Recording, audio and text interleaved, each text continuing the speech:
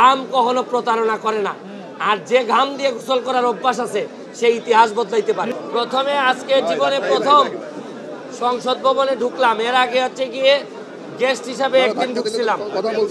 দুইটাই আমার মনে হয়েছে যে সংসদ ভবনে এত মানুষের দরকার নাই।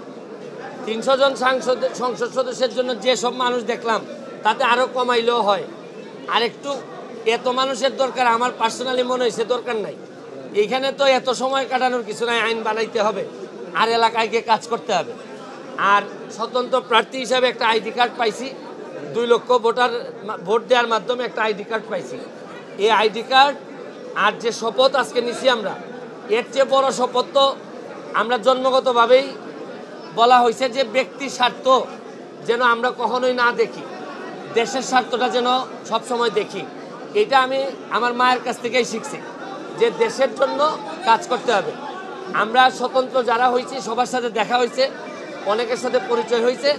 আমরা আশা করি যে প্রত্যাশা নিয়ে মানুষ আমাদেরকে পাঠিয়েছে সংসদে, এটা আমরা পূরণ করতে পারবো। বা আমি বিশেষ করে ব্যক্তিগতভাবে মনে করি যে স্বতন্ত্র প্রার্থী হিসাবে আমি আমার এলাকার জন্য, আমার সারা দেশের ফুটবলের জন্য এবং সারা দেশের যে দুর্নীতির বিরুদ্ধে প্রতিবাদ করার জন্য সোশ্যাল মিডিয়ার পাশাপাশি আমি সংসদেও ভূমিকা রাখতে পারবো।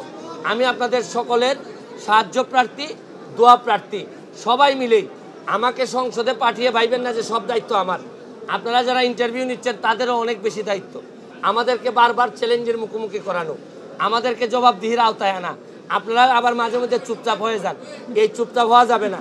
আমি মিডিয়াকে বলছি, আপনারা আবার ক্ষেত্র বিশেষে যে খুব সরব, কিছু কিছু ক্ষেত্রে আপনারা আবার নীরব, এইগুলা